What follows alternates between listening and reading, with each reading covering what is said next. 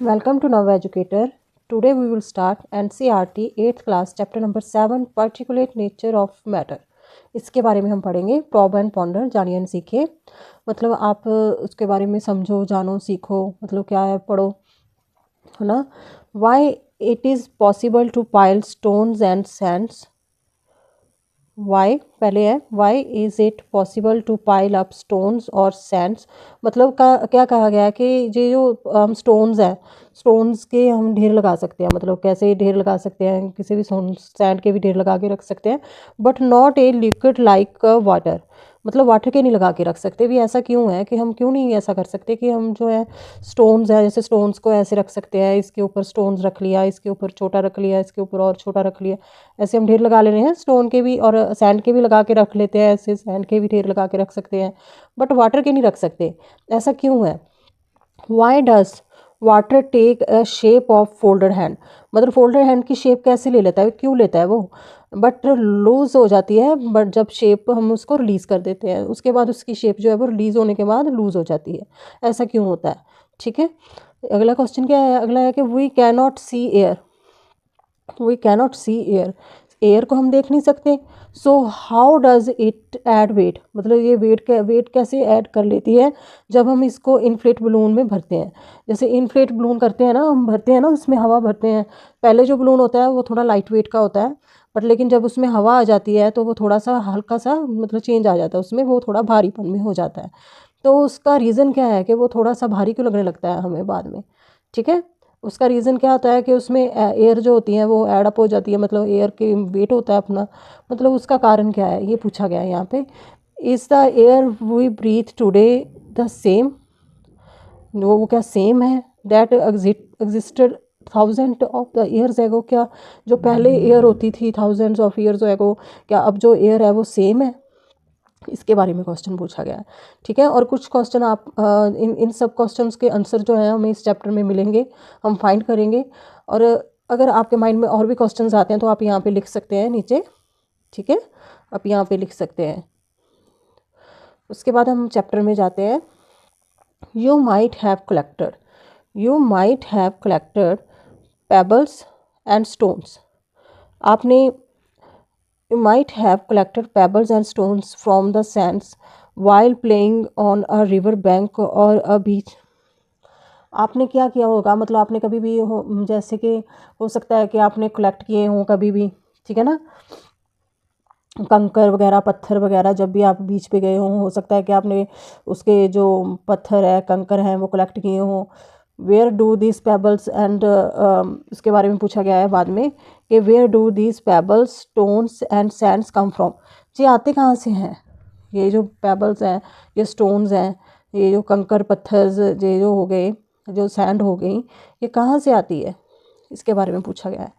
ठीक है, in the mountains rocks gradually break down.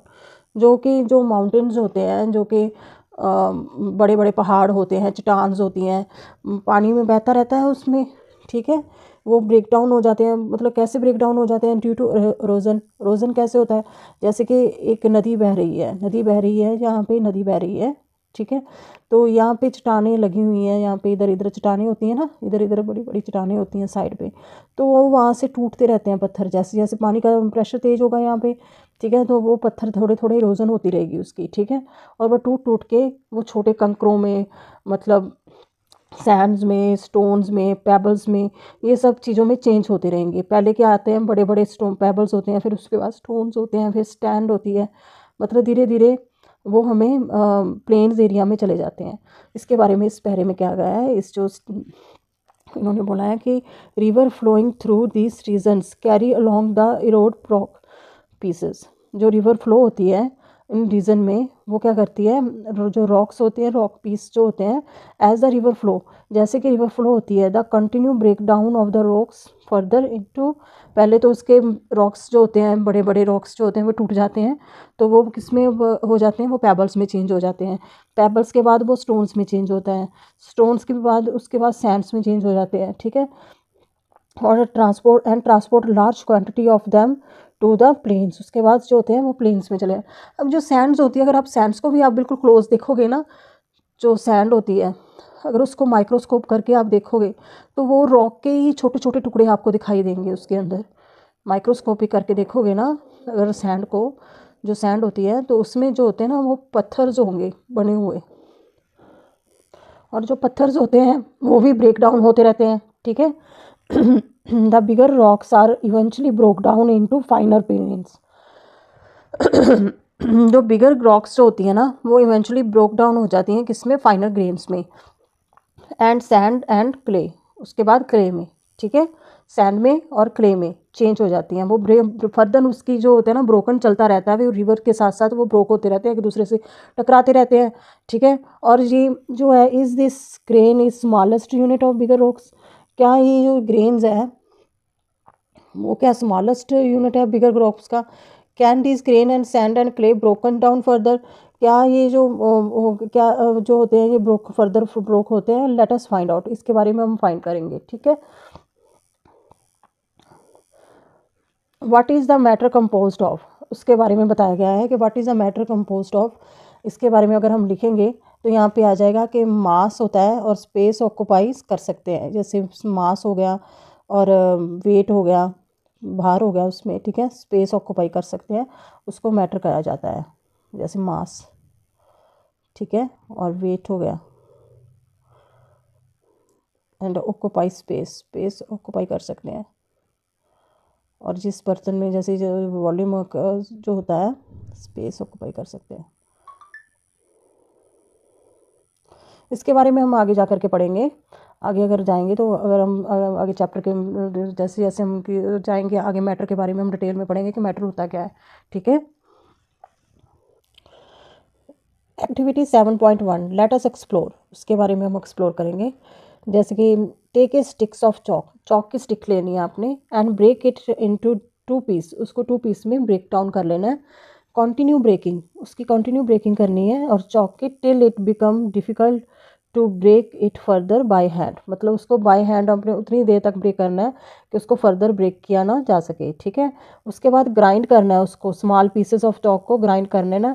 The सुबटेंड using motor, motor आपको पता है ना एक मोटार बाउल जैसा होता है, उसके बाद पिस्टल होती है, ठीक है, मोटार और पिस्टल में उसको और चॉक को ग्राइंड कर लेना है, ठीक है। जो द फाइन पाउडर ऑब्जर्व होगा, fine powder of chalk, magnifying glass, magnifying glass के साथ उसको फाइन पाउडर ऑफ चॉक को देखना है।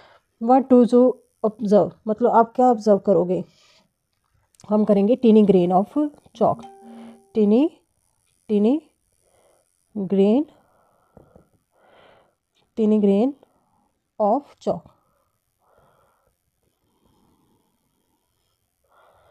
ठीक है, टीनी ग्रेन ऑफ चॉक जो हमें ऑब्जर्व होंगे।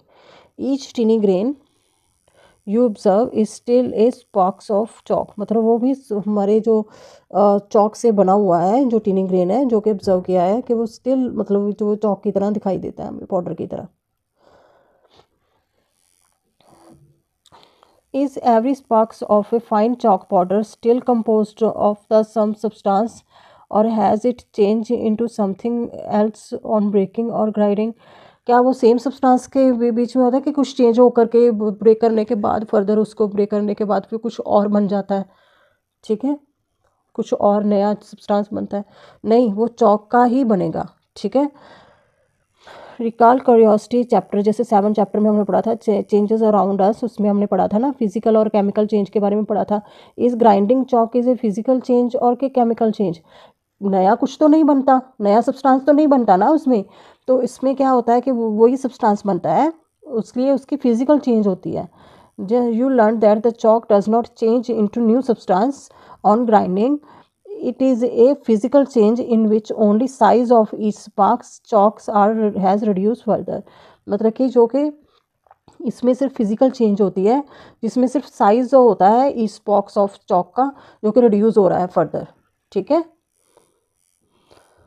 यहाँ पे दिखाया हुआ है सारा, जैसे कि चॉक है उसको फाइंड किया, उसको मैग्नीफाइंग ग्लास के साथ दिखा हुआ है। These sparks of chalk powders can be broken further into smaller particles by further grinding. Let us imagine that this process of grinding continues. Eventually, we would reach a stage where the chalk particle cannot be broken down any further. मतलब क्या कहा है कि हमें grinding करते रहना है उसको, स्मॉलर पार्टिकल्स को, और उसको इमेजिन करते रहना है, और उसके भी ग्राइंडिंग कंटिन्यूस जो करते रहते हैं। एक ऐसी स्टेज आएगी जब चॉक है उसके बाद उसको ब्रोक नहीं कर पाएंगे हम, फर्दर उसको ग्राइंड नहीं कर पाएंगे, ब्रोक नहीं कर पाएंगे, एक ऐसी स्टेज पे पहुंच जाएगा वो। द टिनी यूनिट ऑब्टेन, जो टिनी यूनिट्स जो ऑब्टेन होंगे at this stage are the basic building blocks. वो क्या है, वो जो टिनी ग्रेन जो होंगे, जो उसके बाद हमें फाइंड होंगे, ऑब्टेन किए जाएंगे इस स्टेज के बाद बेसिक बिल्डिंग ब्लॉक्स में, उसको क्या कहा जाएगा, वो पूरी चीज़ का टुकड़ा होगा ना, जैसे पूरी चीज़ का टुकड़ा, उसको क्या बिल्डिंग ब्लॉक्स कहते हैं हम। मतलब पूरी चीज़ का, जिससे हमने मतलब चौक से हमने उसको मतलब उसको हमने बेसिक यूनिट है जिससे हमने चौक जिससे बना हुआ है बेसिक यूनिट उसका बन जाएगा, वो उस स्टेज पे पहुंच जाएगा, उसको क्या कहा जाता है, बेसिक बिल्डिंग ब्लॉक्स कहा जाता है, जिसके बाद हम फर्दर उसको डिवाइड उसको और तोड़ नहीं सकते, ठीक है, जिससे चौक बना हुआ होता है। That is the chalk was made up of. This means that the one whole piece of the chalk was made up of large number of smaller units. Smaller unit से बने होते हैं, large number of smaller unit से। इसका मतलब यही होता है कि जो होल पीस ऑफ चौक है वो फर्दर स्मॉल पीस से बना हुआ होता है। इसी तरह हम वुड के बारे में भी सोच सकते हैं कि जैसे वुड होगी, कोई भी एग्जांपल ले सकते हैं हम, जिसको ग्राइंड करके हम देखते हैं कि उसका छोटे से छोटा पीस मिलेगा, कोई भी ब्लॉक का होगा छोटे से छोटा पीस मिलेगा, फिर जिससे हमें बनी हुई है वुड बनी हुई है, मतलब उससे पता चलेगा हमें। These units are called constituent particles of chalk, ठीक है, उसको क्या कहा जाता है, constitute particles of chalk. The constituent particle is the basic unit that make up of large piece of substance और मटेरियल्स, ठीक है। जो कॉन्स्टिट्यूट पार्टिकल्स जो होते हैं, ये डेफिनेशन है कॉन्स्टिट्यूट पार्टिकल्स की, इज द बेसिक यूनिट, क्या है वो, बेसिक यूनिट है, that makes up a large piece of substance और मटेरियल्स, जस्ट लाइक चौक, जैसे चौक की तरह जो ग्रेन ऑफ द सैंड है और जो क्ले है are not the smallest unit of a bigger rocks. वो जैसे कि एक चौक की तरह, जैसे ग्रेन सैंड्स होगी, जो क्ले होगी, वो smaller unit of bigger rocks नहीं है। क्यों नहीं है, अगर आप सैंड को देखोगे, माइक्रोस्कोप करके देखोगे, तो उसमें भी छोटे छोटे छोटे छोटे छोटे छोटे आपको स्टोन से दिखाई देंगे। अगर आप उसको माइक्रोस्कोप से देखोगे ना सैंड को, तो उसमें आपको छोटे छोटे जो है ना पीसेस दिखाई देंगे। उसको भी हम ग्राइंड कर सकते हैं, उसको हम ग्राइंड करेंगे तो वो उसके बाद हमें कॉन्स्टिट्यूट पार्टिकल जो मिलेगा उसका, ठीक है। These are also made up of large number of their constitute particles, ठीक है, large number of constitute particles से बने होते हैं। लेट अस एक्सप्लोर फर्दर, उसके बाद फर्दर एक्सप्लोर करो, जैसे रिकॉल्स करो dissociations of sugars into water to form a solutions. Solutions of sugar into water to perform a solutions, what happen to sugars when it is dissolved in water। मतलब हमने अब sugar को देखना है अब डिज़ोल्व करके water में कि उसमें होता क्या है, ठीक है। Let us perform 7.2 activity, 7.2 activity let अस परफॉर्म। यहाँ पे एक सेफ्टी फर्स्ट दिया हुआ है, जहाँ पे लिखा हुआ है कि perform the activity under the supervision of teachers or an adult, never eat or drink anything unless asked to. मतलब आपको अगर एक्टिविटी दी हुई है तो आपने सुपरविज़न में करनी है, ये एक्टिविटी टीचर की सुपरविज़न में और अडल्ट की सुपरविज़न है। आप में कुछ भी चीज़ ड्रिंक करके देखनी नहीं है, खा के देखनी नहीं है जब तक आपको कहा ना जाए, ठीक है। जैसे कि पहले क्या पॉइंट दिया हुआ है कि फिल एक glass tumbler with drinking water, drinking water के साथ आपने फिल कर लेना ग्लास टम्बलर को, एंड पुट 2 टीस्पून फुल जो होते हैं ना, टीस्पून ले लेने अपने, टीस्पून लेकर के उसकी मदद से आपने 2 फुल करके ना शुगर डाल लेनी है उसमें, ठीक है। Do not stir it the water, water को स्टेर नहीं करना, टेस्ट करना है आपने बस। जैसे कि यहाँ पे आपको दिखा देती हूँ कि यहाँ पे एक वाटर है, उसमें आपने शुगर डाली तो वो शुगर नीचे बैठ गई, शुगर नीचे बैठ गई, आपने उसका जो 1 टीस्पून लेना है, आपने ऊपर से टीस्पून से टेस्ट कर लेना है। शुगर डिज़ोल्व नहीं करनी, आपने स्टिर नहीं करनी, ठीक है। Small spoon full of water form the top layer of the glass, top layer से ही आपने टेस्ट करना है। Does the water test sweet, तो इसका आंसर आएगा नो, ठीक है। Does the water test sweet मतलब क्या वो मीठा था, तो इसका आंसर क्या आएगा, no. Now stir the water until the sugar dissolve completely. अब आपने स्टिर करना है वाटर को जब तक कि शुगर डिज़ोल्व ना हो जाए, ठीक है, अच्छी तरह से डिज़ोल्व कर करके आपने स्टिर करना है वाटर को। Again taste a spoon full of the water from the top layer, what is the difference in the taste do you notice, मतलब आपने क्या टेस्ट में डिफरेंस जो है आपने नोटिस किया। डज इट टेस्ट स्वीट, क्या ये मतलब आपको स्वीट मतलब टेस्ट में स्वीट लगा। ठीक है, तो इसका आंसर आएगा यस। ठीक है, इसका आंसर क्या आएगा, yes. Since the top layer of the water tastes sweet after dissolving sugar, it must have present in the solutions. Do you observe any sugar particle in the solutions? जब आपने since जैसे कि top layer आपने water की test की, test sweet after dissolving the sugar, sugar को dissolve करते हुए आपने उसको टेस्ट किया, जो कि इट मस्ट बी प्रेजेंट, मतलब वो उसके अंदर ही है, प्रेजेंट ही है सोल्यूशन में, कहीं बाहर तो नहीं चली गई। Do you observe any sugar particle in the solution, कि आपने कोई शुगर पार्टिकल जो था आपने ऑब्जर्व किया उसमें।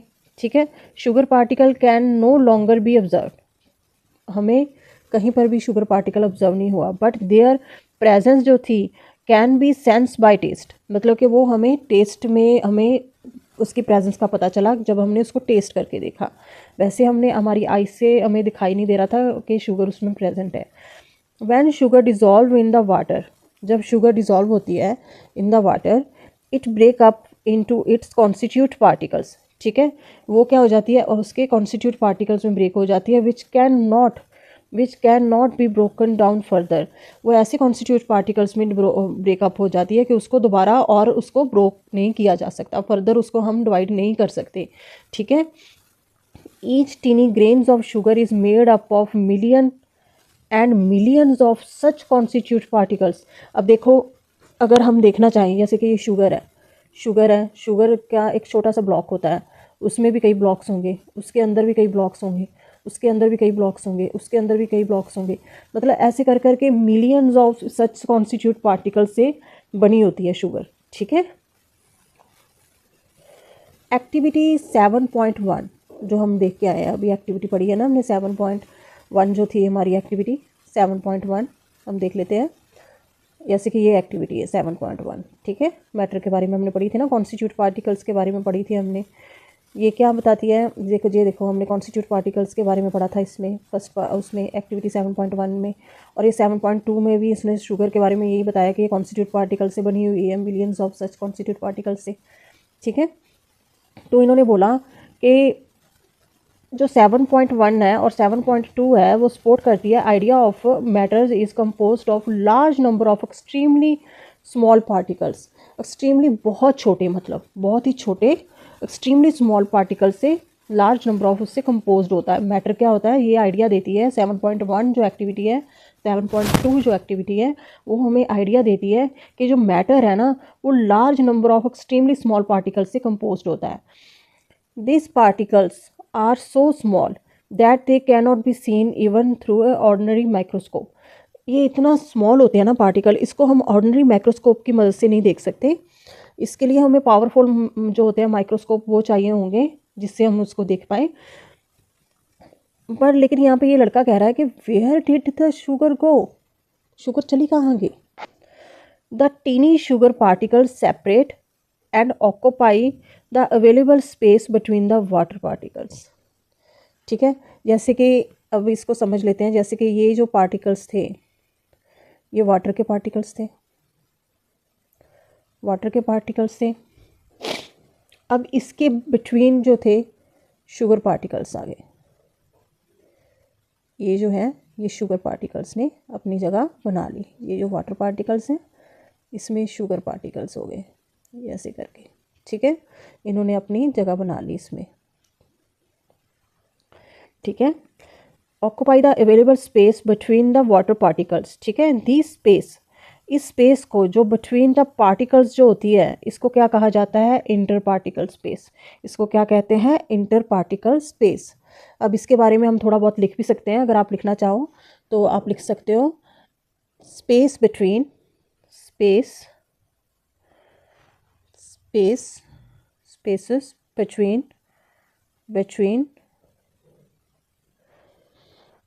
constitute particles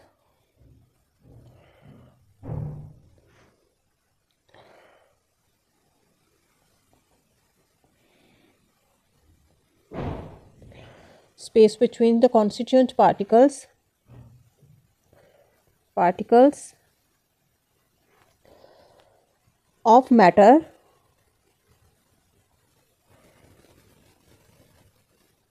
is called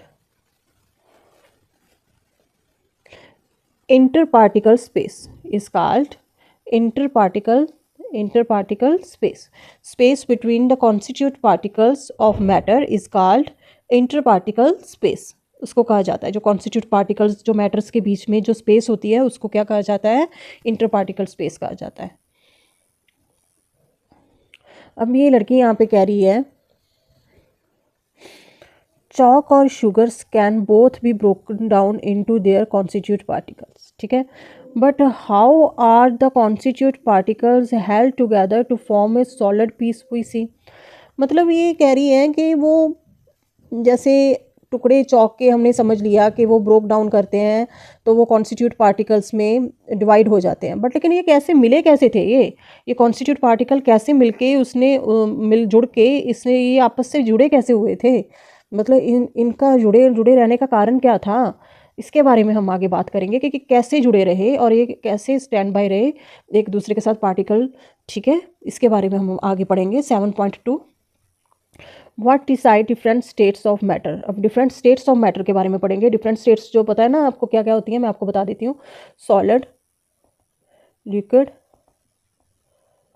gases, ठीक है, गैसेस।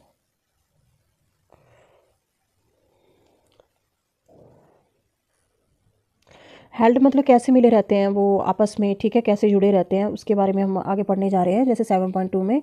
अब इसके ऊपर जो कॉन्स्टिट्यूट पार्टिकल्स है, अब ये बोला गया है the constitute particles of matters are held together through force which are attractive in nature.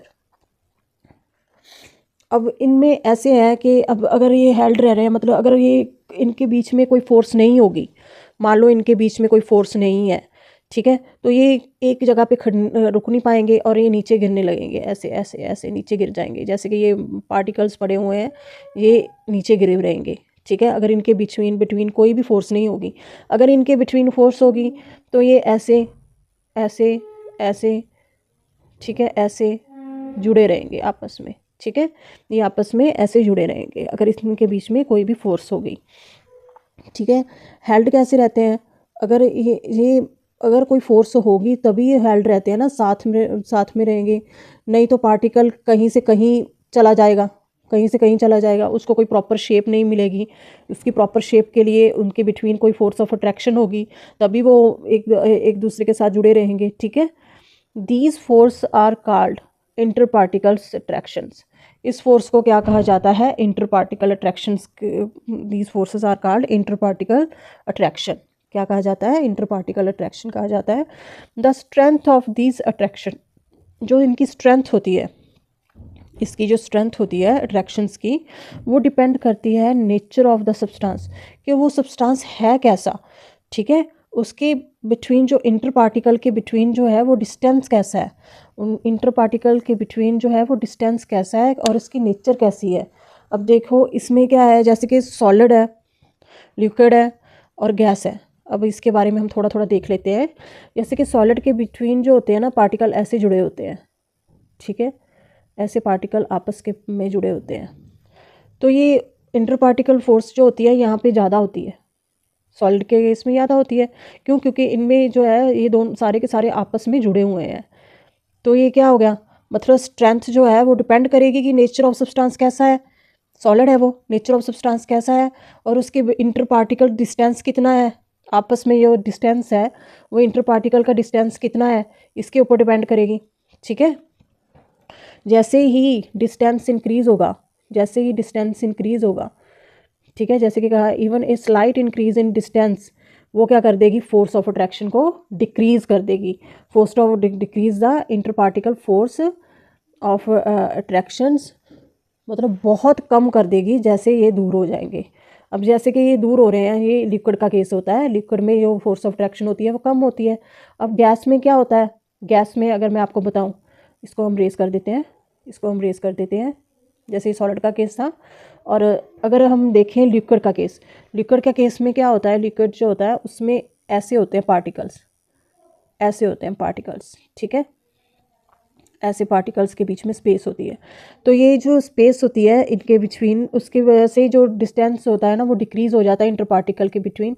तो इससे जो जैसे इंक्रीज होता है डिस्टेंस जो होता है वो इंक्रीज़ हो गया ना यहाँ से, तो डिक्रीज़ क्या होगी, इंटर पार्टिकल फोर्स होगी। ठीक है, इंटर पार्टिकल फोर्स जो होगी वो डिक्रीज़ हो जाएगी। ये तो कॉमनली हम समझ भी सकते हैं कि जैसे ये दूर जाएंगे इसका मतलब ये है कि इनमें अट्रैक्शन नहीं है, पार्टिकल एक दूसरे से दूर जा रहा है मतलब इनमें कोई अट्रैक्शन नहीं है।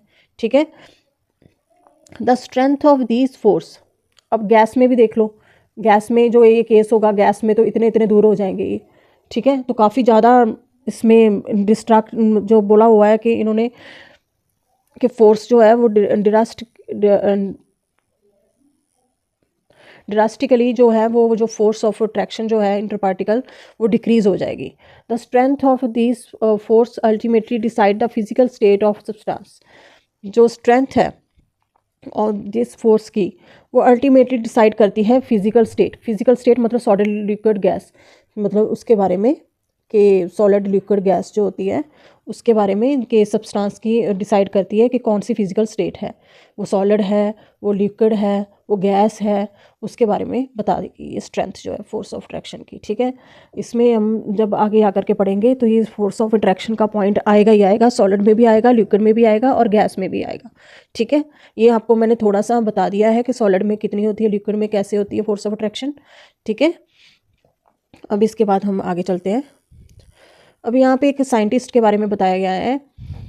Do you know the science in Asian times the people have been thinking about how far thing could be broke down and what is the matter made up of.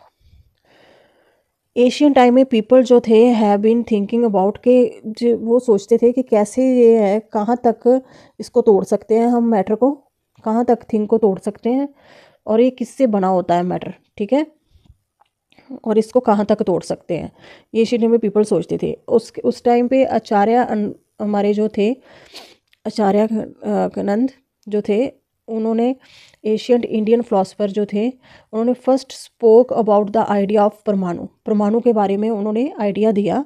He believed that matter जो होता है, matter is made up of tiny indivisible, मतलब ना टूटने वाले, उसको ज़्यादा उसको तोड़ नहीं सकते। ठीक है ना, एटर्नल का मतलब क्या होता है, ख़त्म नहीं किया जा सकता है, जिसको ख़त्म नहीं कर सकते हम। ठीक है, एटर्नल का मतलब उसको फर्दर हम ख़त्म नहीं कर सकते, पार्टिकल्स कॉल्ड परमाणु। Matter is made up of टिनी indivisible eternal particles called परमाणु। उसको क्या कहा जाता है, उसको परमाणु कहा जाता है, जिसको हम फर्दर डिवाइड नहीं कर सकते मैटर को। उस टिनी पार्टिकल्स से बनी होती है मैटर, जिसको हम फर्दर डिवाइड नहीं कर सकते। ठीक है, this idea was written in his book जो थी उनकी बुक के बारे में बताया गया है, वैशिष्का सूत्रा। वैशिष्का सूत्रा, उसमें उन्होंने बताया है इसके बारे में। ठीक है, let us explore how the attractions very in different states. अब इसके बारे में हम जानेंगे कि कैसे अट्रैक्शन जो है वो वेरी करती है डिफरेंट स्टेट्स में। जैसे कि यहाँ पे 7.2.1 में सॉलिड स्टेट के बारे में बताया गया है। How are the constitute particles held together in solids, कैसे मतलब वो जुड़े होते हैं। Let us 7.3 activity let us find out. Let us find out, collect a few solid object. हमने फ्यू सॉलिड ऑब्जेक्ट ले लेने हैं, such as a piece of iron, iron का पीस ले लेना है, एक आयरन नेल ले लेना है, a piece of rock salt ले लेना है, एक स्टोन ले लेना है, ए पीस ऑफ वुड ले लेना है, एक की ले लेनी है और a piece of aluminium foil ले लेनी है। यहाँ पे सब जो है वो दिखाए हुए हैं, आपको पिक्चर में दिखा रखे हैं कि ये कैसे जो है, ये जो साइज़ है मतलब आपको दिखाया हुआ है कि कैसे मतलब ये दिखते हैं दिखने में कि कैसे है। मतलब पीस ऑफ एल्यूमिनियम जो होते हैं वो सॉलिड होती है, की जो होती है, और वुडन ब्लॉक जो होता है वो कैसा होता है। ठीक है, ऑब्जर्व द शेप्स, उनकी शेप्स को ऑब्जर्व करो एंड द साइज़ को ऑब्जर्व करो। ट्राई हैमरिंग दैम, उसके बाद ट्राई करो उसको हैमरिंग करने के लिए। ठीक है, ट्राई हैमरिंग दैम, उनको हैमरिंग करना, हथौड़ी से आपने उनको ट्राई करना है, मारना है। In which of the above 6 object do you think particles are strongly held together. In this objects में आपने ये 6 ऑब्जेक्ट आपने लिए हैं, इनमें आपने देखना है कि कौन सी है वो जो स्ट्रांगली एक दूसरे के साथ जुड़े हुए हैं। अब देखो इसमें साफ ही दिखाई दे रहा है, जैसे ये आयरन नेल है, ये स्ट्रांगली जुड़ा हुआ है, स्ट्रांगली जुड़ा हुआ है, इसमें पार्टिकल स्ट्रांगली जुड़े हुए हैं, और स्टोन्स में भी स्ट्रांगली जुड़े हुए हैं। ठीक है। और वुडन ब्लॉक में भी स्ट्रांगली, इसको भी हम इजीली नहीं तोड़ सकते, स्ट्रांगली जुड़े हुए हैं, इसमें भी स्ट्रांगली जुड़े हुए हैं पार्टिकल्स, ठीक है। और इन दोनों को हम हथौड़ी से तोड़कर, मतलब इनको आप हैमरिंग करके इसको आप अलग कर सकते हो, ठीक है, एल्युमिनियम फॉयल को और उसको। You must have notice that all these objects are solids. ये जो ऑल सारे के सारे ऑब्जेक्ट्स हैं ये सॉलिड्स हैं। दे हैव डेफिनेट शेप, इनके पास डेफिनेट शेप है और वॉल्यूम है, और इनके पास जगह घेरेगा, मतलब इनके पास जगह घेरने के लिए एक वॉल्यूम होता है, और इनकी शेप जो होती है वो डेफिनेट होती है, ठीक है।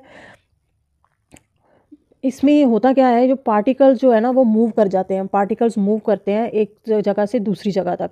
जब हम इनको हैमरिंग करते हैं ना, यहाँ पे पार्टिकल्स जो हैं वो एक दूसरे को एक जगह से दूसरी जगह पर मूव करते हैं। ये होता कैसे है, this is due to the fact that in solids the particles are tightly packed. Particles जो होते हैं वो टाइटली पैक्ड होते हैं। इनके बिटवीन जो इंटर पार्टिकल अट्रैक्शंस होती है जो कि आर वेरी स्ट्रॉन्ग, जो इंटर पार्टिकल अट्रैक्शन जो होती है ना वो बहुत स्ट्रॉन्ग होती है। The strong force of attractions hold the particles in fixed position. जो यही स्ट्रॉन्ग फोर्स ऑफ अट्रैक्शन होती है ना, ये होल्ड करके रखती है उनको फिक्स्ड पोजीशंस में, और प्रिवेंट करती है कि वो एक दूसरे को एक अपनी जगह को छोड़कर कहीं और ना जा सके, मतलब मूव ना कर सकें, फ्रीली मूव ना कर सकें, preventing them from moving freely, ठीक है। अब जो ये पार्टिकल्स हैं कैन ओनली मूव, अब अगर इनको मूव कराना हो, वैसे तो मूव नहीं करते पार्टिकल, इनको मूव कराना होगा तो आप इसके कब ये मूव करते हैं, ये particle can only move to and fro move करेंगे, ठीक है, अबाउट देयर पोजीशंस, वाइब्रेट करेंगे, ऑसिलेट करेंगे, but can not move past each other. मतलब ये जो है, ये जो पार्टिकल्स हैं थोड़ा बहुत एक अपनी जगह से थोड़ा बहुत हिल सकते हैं, मतलब अपनी जगह से हिलेंगे थोड़ा बहुत, ठीक है। ऐसे नहीं कि छोड़ के भाग जाएंगे, एक दूसरे से दूर हो जाएंगे, पार्टिकल वहीं पे रहेंगे, ठीक है। अब यहाँ पे एक लड़का कह रहा है कि in the solid states is there any way to move these particles apart. मतलब इस सॉलिड स्टेट में क्या कोई वे है कि इनको मूव किया जा सके, पार्टिकल्स को एक दूसरे को दूर किया जा सके, ठीक है। तो व्हेन सॉलिड्स आर हीटेड, जब सॉलिड को हम हीट करते हैं, there particles vibrate more vigorously, तब इसके पार्टिकल्स जो होते हैं ना वो बहुत तेज़ी से ना, विगरसली मतलब काफ़ी तेज़ी से, मतलब पार्टिकल वाइब्रेट करना शुरू कर देते हैं। At stage is reached when these vibrations become so vigorous that the particle start leaving their positions. जब ये हीट करते हैं ना इनको, तो ये मतलब ज़्यादा, मतलब वाइब्रेशन की वजह से जब ज़्यादा वाइब्रेशन होती है तो ये बहुत ज़्यादा विगरसली एक दूसरे से दूर होने शुरू कर जाते हैं, एक अपनी पोजीशन को छोड़ना शुरू कर देते हैं।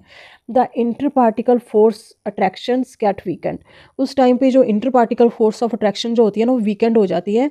And the solid get convert into liquid state, जो सॉलिड जो होता है ना वो लिक्विड स्टेट में कन्वर्ट हो जाता है। The temperature at which this happen is known as the melting point of solid. उसको क्या कहा जाता है, मेल्टिंग पॉइंट ऑफ सॉलिड कहा जाता है, जिस टेम्परेचर पे ये सब होना शुरू हो जाता है कि वो अपनी पोजीशन को लीव करना शुरू कर देते हैं, पार्टिकल्स मूव होना शुरू हो जाते हैं, ठीक है। वो कैसे मूव होते हैं, यहाँ पे पिक्चर में शो किया हुआ है, जैसे कि सॉलिड में ये ऐसे पार्टिकल्स थे, बाद में इसमें इंक्रीज़ हुई वाइब्रेशन, पार्टिकल्स जो हो गए वो विद इंक्रीज वाइब्रेशन की वजह से वो एक दूसरे का जो स्पेस जो थी ना वो मूव करने लग गए, अपनी पोजीशन से मूव करने लग गए, ठीक है। ये ऐसे पहले तो ये वाइब्रेट करने लग गए, यहाँ पे काफ़ी ज़्यादा वाइब्रेशन, उसके बाद वो अपनी स्टेट को भी चेंज करके वो लिक्विड स्टेट में आ गए, ठीक है, वो अपनी स्टेट को चेंज करके लिक्विड स्टेट में आ गए। ये मैग्नीफाइड जो सिस्टमेटिक जो उन्होंने दिखाई हुई है picture of the melting of the solid, ठीक है, दिखा रखी है उन्होंने पिक्चर। अब यहाँ पे मिनिमम टेम्परेचर, अब यहाँ पे बताया गया है the minimum temperature at which the solid melt into the liquid. जब सॉलिड जो है वो मेल्ट हो जाता है और लिक्विड बन जाता है एट द एटमॉस्फेरिक प्रेशर, जो मिनिमम टेम्परेचर है जिस पे सॉलिड जो मेल्ट होकर के एक लिक्विड में बदल गया एक एटमॉस्फेयर प्रेशर पे, उसको क्या कहा जाता है, उसको ही मिनिमम टेम्परेचर को ही उसका मेल्टिंग पॉइंट बोला जाता है। ये मेल्टिंग पॉइंट की डेफिनेशन है, ठीक है। Generally in the liquid state particles are somewhat further away from each other. जो लिक्विड स्टेट में, अब लिक्विड स्टेट कब आई, जब पार्टिकल्स जो थे अपनी स्पेस को छोड़ के अपनी जगह को छोड़ करके मूव हो गए, उनमें जो फोर्स ऑफ अट्रैक्शन थी वो कम हो गई, ठीक है ना, तभी लिक्विड स्टेट आई ना। तो इन्होंने यहाँ पे लिक्विड स्टेट के बारे में बताया गया कि particles are somewhat further away from each other as compare to those in the solid state. जो पार्टिकल्स जो होते हैं ना वो एक दूसरे से दूर होते हैं, जैसे सॉलिड में कैसे थे, वो ऐसे थे, क्लोजली पैक्ड थे, ठीक है, बट जब लिक्विड में आए तो लिक्विड में ऐसे एक दूसरे से थोड़े से दूर हो गए, ठीक है। Somewhat far away from each other as compare to the solid state. Exception इन्होंने बताई गई है आइस की एक्सेप्शन दे रखी है। Its particles are further apart than those of water, ये आइस की एक्सेप्शन बताई हुई है। मतलब आइस में क्या होता है, आइस में जो पार्टिकल्स जो होते हैं उसमें वो है तो लिक्विड फॉर्म में होती है, उसकी ही स्टेट होती है ना, वाटर की स्टेट ही आइस होती है, ठीक है, वो एक एक्सेप्शन केस है। Some solids have weak inter particles force of attraction, कुछ जो सॉलिड्स होते हैं उनकी जो weak inter particle force of attraction होती है, सो जो होता है ना वो देयर मेल्टिंग पॉइंट की वजह से होता है, ठीक है, क्योंकि उनका मेल्टिंग पॉइंट लो होता है, मेल्टिंग पॉइंट लो होने की वजह से उनकी फोर्स ऑफ अट्रैक्शन जो होती है ना वो वीक होती है। While other have strong attractive force of attraction, क्योंकि उनका जो मेल्टिंग पॉइंट जो होता है वो हाई होता है, क्यों, क्योंकि उनकी स्ट्रॉन्ग फोर्स ऑफ अट्रैक्शन होती है, ठीक है।